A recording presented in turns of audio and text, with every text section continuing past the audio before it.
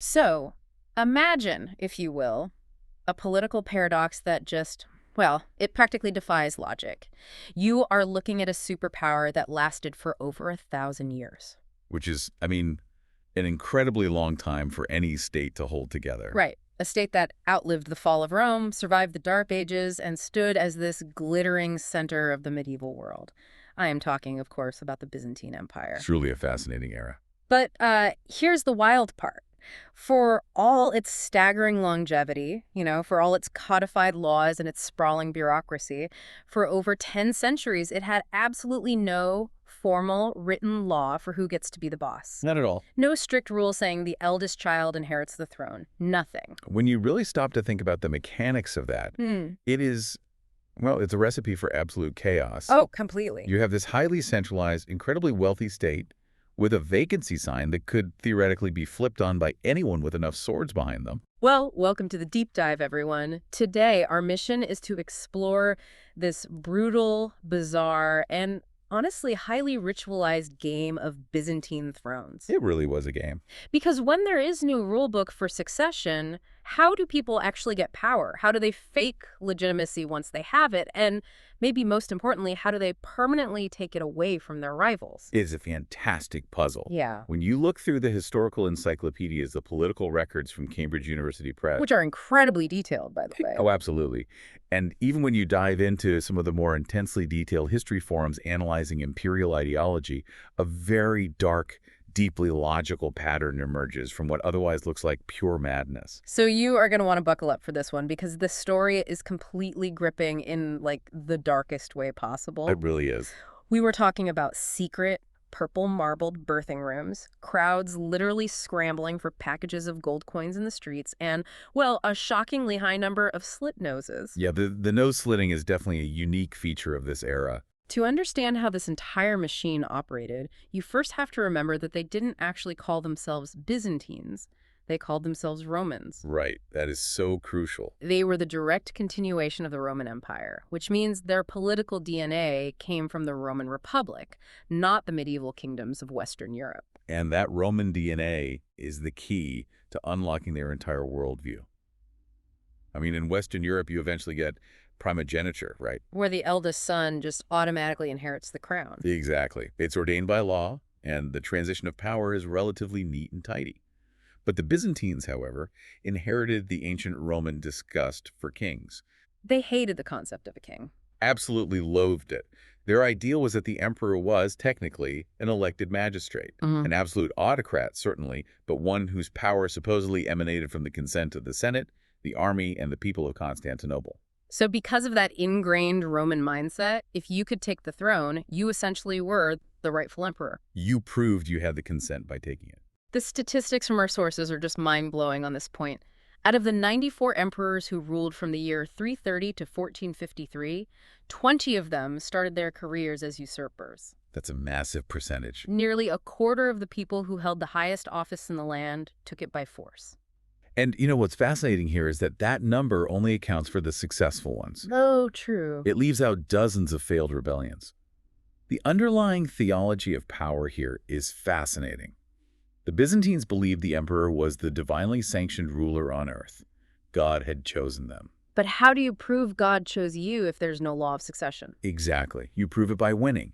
A dynasty wasn't a protected legal right. It was really just a family that managed to string together enough luck, political savvy, and military backing to survive a few generations. It sounds identical to, like, a hostile corporate takeover. It really does. If you can physically lock the CEO out of the building, convince the board of directors to look the other way, and get the security guards on your side, everyone just shrugs and says, well, I guess you're the CEO now. That analogy holds up incredibly well, especially when you look at how that metaphorical board of directors, the Byzantine Senate, functioned in reality. Right, because they were still around. They were. The Senate existed as a holdover from ancient Rome, and while they couldn't necessarily raise an army to stop a military takeover, their public approval or disapproval carried immense symbolic weight. They were the ultimate rubber stamp. Pretty much. Yeah. They were the public face of that consent the emperor needed.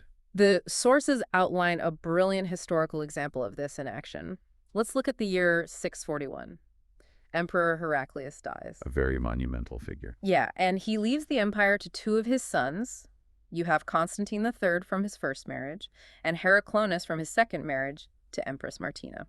And Martina was not one to just sit on the sidelines. Not at all. She was incredibly ambitious. She demands imperial power for herself and her son, and she attempts to bypass the military entirely by staging this grand ceremony in the Hippodrome, which is this massive chariot racing stadium. Right, the heart of the city's public life. Exactly. She goes there to declare herself co-ruler to the Senate and the public. She was trying to take control of the optics before anyone else could dictate the narrative. But it completely backfires. Yeah. The Senate and the people flat out reject her. They shout her down in the middle of the stadium, demanding that only the sons rule. Which had to be humiliating. Oh, she literally has to flee back to the Great Palace in defeat.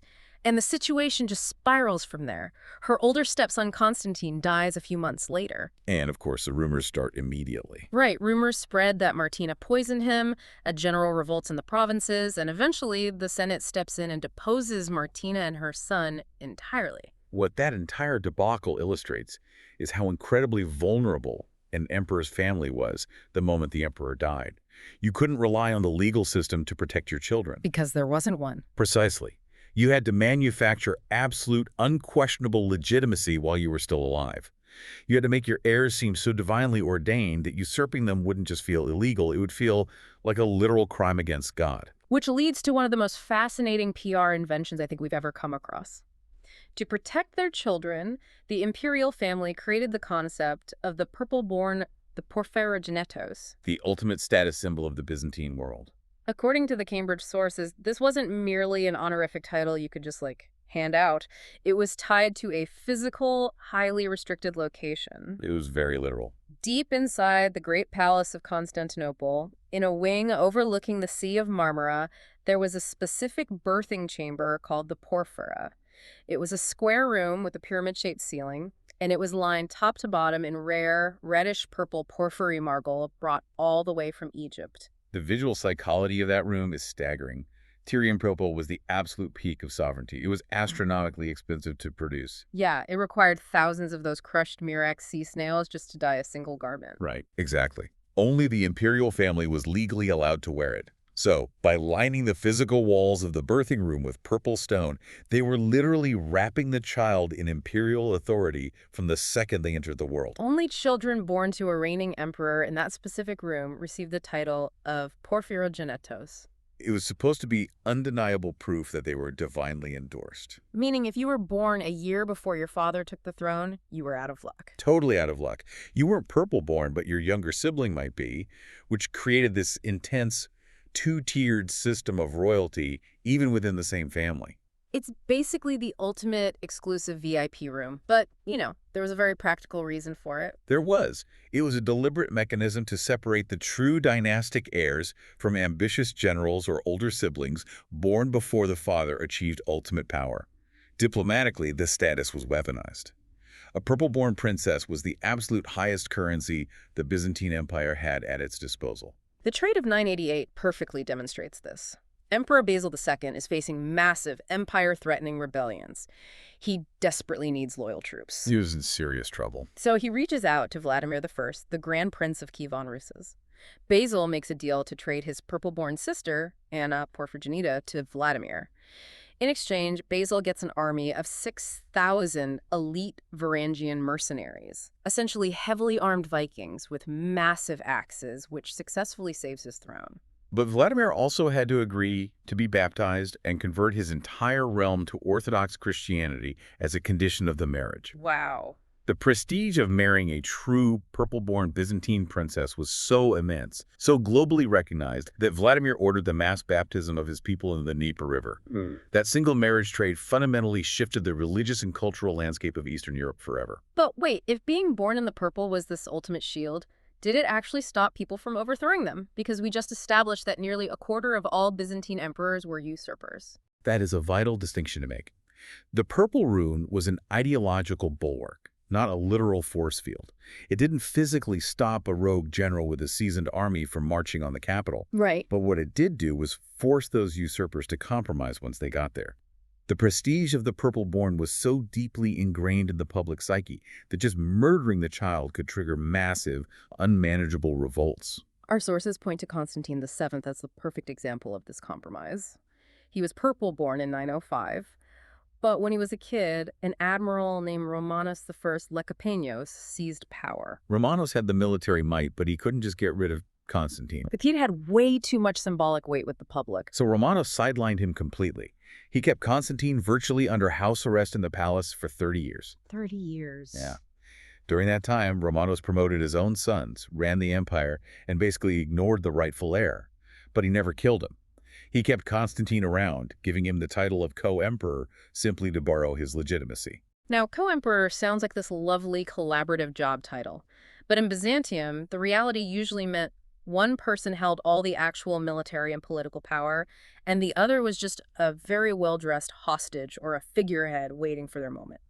The public ceremonies surrounding these power-sharing arrangements were designed to project total unity and divine favor, masking the fractured reality beneath. Over the centuries, the coronation ritual shifted significantly. How so? Well, it started as a Roman military tradition, where an emperor was literally hoisted up on a shield by soldiers in a camp. But to solidify this new divine legitimacy, it transformed into a deeply religious sacrament held inside the Hagia Sophia. The descriptions of these religious coronations are incredibly vivid. You have the Patriarch of Constantinople officiating the ceremony. The new emperor is draped in the chlamys, the heavy purple cloak. They are anointed with holy chrism, completely blurring the line between church and state. And then there is the distribution of the epicombia. The largesse. It was a critical step in securing the immediate loyalty of the capital. High officials would stand on the steps of the square, literally throwing carefully wrapped packages of gold, silver, and bronze coins into the roaring crowds. It is pure theatrical spectacle. It's designed to visually demonstrate that the emperor is the literal source of wealth and stability. It's the ancient Roman concept of bread and circuses elevated to a holy sacrament. But behind the incense and the throne gold, the co-emperor system remained deeply cynical. Usurpers would crown the rightful heir as co-emperor to appease the masses. Or a ruling emperor would crown a dangerous rival to keep them close. Exactly. Operating under the logic of keeping your enemies closer, it was a gilded cage. Sometimes that logic backfired spectacularly, though. Take Emperor Romanos IV Diogenes in the 11th century. He forces a rival from a powerful aristocratic family, Andronicus Ducas, to be his co-emperor. The idea is to make him a hostage at court so he can't rebel in the provinces. Right, but Andronicus ends up going on campaign with him to the Battle of Manzikert in 1071 against the Seljuk Turks. Andronicus is given command of the rear guard. A very important position. Crucial.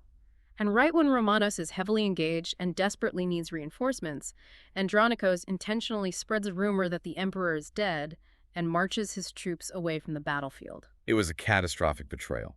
Romanos was surrounded, captured by the Seljuks, and the Byzantine Empire suffered one of its most devastating military defeats, losing vast swaths of territory in Anatolia. It proved that a co-emperor wasn't a partner. They were often just a usurper waiting for the perfect opportunity to strike. Always waiting for a moment of weakness. Which brings up a pointed, logical question for anyone listening. If you're a usurper with all the military power, and you have this co-emperor hanging around who's the actual heir to the dynasty, why not just kill them and be done with it? And this is exactly where the story takes a dark, uniquely Byzantine turn. The empire was deeply, profoundly Christian, and that theological foundation created a massive political obstacle. Because killing is a sin. Regicide, the murder of a sovereign, was a mortal sin. But politically, it was even worse. Killing a rival created a martyr. A dead prince is a pristine symbol that a rebel army can rally behind forever. You can't negotiate with a ghost. So if killing a rival guarantees a civil war, but letting them live constantly threatens your throne, how did they solve this paradox? They found a merciful loophole, a brutal loophole based entirely on their theology of power. Which goes back to the emperor being God's mirror. Yes. The emperor, as we discussed, was God's vicegerent on earth. Their role was to mirror God and mediate between heaven and earth. Therefore, the physical body of the emperor had to be perfect. Any blemish, any disability, theoretically disqualified a person from holding the highest office. To avoid the sin of murder, emperors instituted a system of permanent physical disqualification. If you wanted to remove a rival forever without technically killing them, you mutilated them. And the 8th century legal code, the Aloga, actually institutionalized this practice. It deliberately moved away from the ancient Roman use of the death penalty for treason, substituting it with mutilation. The mechanics of it are horrifying. They would order their rivals to be blinded, often using red-hot irons or pouring boiling vinegar directly into the eyes. Or they would order castration, specifically to end dynastic lines so the rival couldn't produce heirs to challenge the throne later. Or they performed rhinotomy, the slitting or complete removal of the nose, creating a highly visible, permanent blemish. It was undeniable proof that you were no longer fit to rule. We mentioned Empress Martina earlier, the one who tried to seize power in the Hippodrome. When she and her son Heraclonus were finally deposed by the Senate, they didn't execute them. No, they didn't. They cut out Martina's tongue so she could never speak or plot again, and they slit her son's nose, ensuring he could never sit on the throne. If we connect this to the bigger picture, to a modern audience, blinding a political rival with boiling vinegar sounds like the absolute height of barbaric cruelty. It really does. But we have to view it through the Byzantine framework. To them, this was genuinely seen as an act of Christian mercy. Yes, by not executing the usurper, you spared their life. You gave them time to retire to a monastery, repent for their treason, and save their immortal soul. The reigning emperor avoided the blood guilt of murder, and functionally the system worked. The rate of endless, lethal civil wars that plagued the earlier centuries of the Roman Empire actually dropped significantly. Once a rival was blinded and sent to a monastery, the political threat was effectively neutralized. The threat was neutralized almost every time. But there is one glorious, terrifying exception in the sources that I just cannot get over. Justinian II. The emperor who fundamentally refused to accept the rules of the game. In the year 695, Justinian II is deposed. His enemies followed the standard merciful protocol. They slit his nose and his tongue, and they exile him to Cherson, a remote outpost on the edge of the known world. They assume the problem is entirely solved. Right. He is physically blemished, he is far away, his political career is over. But Justinian II was uniquely vindictive and incredibly resourceful. He spends 10 years in exile. He doesn't go quietly to a monastery. Instead, he makes alliances with the Khazars, marries a Khazar princess, and when that alliance sours, he flees to the Bulgars. In 705, he returns to the walls of Constantinople with a massive foreign mercenary army. And here's the best part. He is wearing a solid gold prosthetic nose. He sneaks a small group of his troops through the ancient, unguarded water aqueducts under the city walls, overthrows the men who overthrew him, and takes his throne back. It's unbelievable. A man with a split tongue and a gold nose, reclaiming the Roman Empire. The sheer terror he must have inspired upon his return is hard to overstate. It perfectly encapsulates the raw, unpredictable drama of Byzantine politics. But it is also worth noting how the empire reacted to his unprecedented comeback. They changed their tactics, right? Definitely. He was so incredibly brutal and tyrannical during his second reign that when he was finally overthrown again a few years later, his enemies didn't bother with the loophole of mutilation. They just executed him. They were not taking any chances. Exactly. And largely because of Justinian II's golden nose, subsequent emperors generally preferred blinding their rivals. It is much, much harder to command an army, navigate an aqueduct, and reclaim a throne if you literally cannot see. That detail perfectly captures how high stakes this entire system was. We sit here today, and we take orderly transitions of power completely for granted. A vote is cast, a concession speech is given, and the keys to the office are handed over. It is relatively peaceful. But for the Byzantines, maintaining stability meant walking a 1,000-year tightrope. It required building secret purple birthing rooms to prove divine favor, showering crowds with golden bribes to manufacture loyalty, and when all else failed, relying on boiling vinegar to secure the crown. It was an endless balancing act between deeply held religious piety and the most ruthless realpolitik imaginable. It really was. And it leaves us with a fascinating parallel to consider regarding how we view leadership today. In the Byzantine era, physical perfection, an unblemished face, and the highly curated optics of the Purple Room were the ultimate public relations tools. They were the literal physical proof of a person's fitness to rule. If you were whole, the logic dictated that God was on your side. It was entirely about projecting an image of invulnerability. Jump forward to the modern era. Politicians today obviously don't need purple marble birthing chambers, and they don't have to worry about a rival showing up with a red-hot iron. Thankfully. Yes, thankfully. But the obsession with optics remains fundamentally the same. Modern leaders rely on perfectly curated social media feeds, flawless debate performances, and the constant, relentless management of the appearance of fitness for That is office. so true. Any public gaffe, any perceived weakness or physical stumble is immediately weaponized by their rivals to prove they are unfit to lead. The mechanism of discrediting a rival has evolved, but the underlying psychology is identical. It really makes you wonder what the modern equivalent of being born in the purple actually is. When you look at our current political landscape, how much of modern political legitimacy is still just an elaborate, highly produced theatrical performance designed entirely to keep the metaphorical knives away? It is a great question. That is a thought for you to explore on your own long after we wrap up here. The empires fall, but the Game of Thrones just changes its wardrobe.